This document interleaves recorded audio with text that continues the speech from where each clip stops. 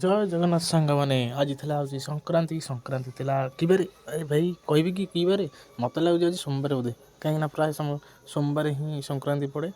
ତ ଦେଖିନିଅନ୍ତୁ ଆଜି ସଂକ୍ରାନ୍ତିରେ ଆମ ସକାଳୁ ଜଳଖିଆ ପାଇଁ ପିଠା ବୋଉ ଆରମ୍ଭ କରିଦେଇଥିଲା।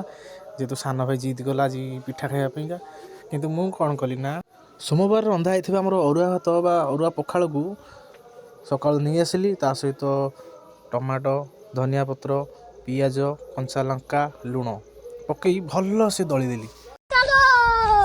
ଟେଷ୍ଟଟା ବହୁତ ମଜାଦାର ଥିଲା, ଆକର୍ଷଣୀୟ ଟେଷ୍ଟ ଥିଲା। ଯାହା ଆମ ଦେଶୀ ଖାଦ୍ୟ କହିବାକୁ ଗଲେ ଏଭଳିଆ ଦେଶୀ ଖାଦ୍ୟ ଆଉ କେଉଁଠି ପାଇବେନି ଆପଣ। ସକାଳୁ ଆମର ଏଇ ଘରେ ହିଁ ଏଇ ଖାଦ୍ୟ ସବୁ ତିଆରି କରନ୍ତି, ନିଜେ ବି ତିଆରି କରିକି ଆମେ ଖାଉ। ଆପଣମାନେ ଖାଇଥିବେ, ଯେଉଁମାନେ ଖାଇନାହାନ୍ତି ଭାଇମାନେ କମେଣ୍ଟ କରିବେ। ବହୁତ ହିଁ ଟେଷ୍ଟି ଲାଗେ। ତ ମୁଁ ଆରମ୍ଭ କରିଦେଲି ଦଳା। ତ ସାଙ୍ଗମାନେ ଫାଇନାଲି ମୋର ଏଇ ଟମାଟୋ ଦଳା ସରିଯାଇଥିଲା। ତାପରେ ମୁଁ ଖାଇବା ପାଇଁ ବସିଲି। ତ ଏଇ ଯେଉଁ ଖାଦ୍ୟଟା ଦେଖିକି ମୋ ସାନ ଭାଇ ଯିଏ ପିଠା 4ଟା ଖାଇଦେଇ ତଥାପି ଏଇ ଟେଷ୍ଟି ଖାଦ୍ୟ ଖାଇବା ପାଇଁ ଆସିଗଲା। ଆଉ ଟେଷ୍ଟିଟା ପୁରା ଲାଜବାବ ଥିଲା। ଦେଖନ୍ତୁ ମୋ ସାନ ଭାଇ ବସିଛି ଖାଇବା ପାଇଁ। ତ ଦୁଇ ଭାଇ ଆରମ୍ଭ କରିଦେଇଥିଲୁ ଖାଇବା। ଆପଣମାନେ ବି ଏମିତି ଟେଷ୍ଟି ଖାଇବା ବନେଇ ଖାଆନ୍ତୁ। ରହିଲି, ଜୟ ଜଗନ୍ନାଥ।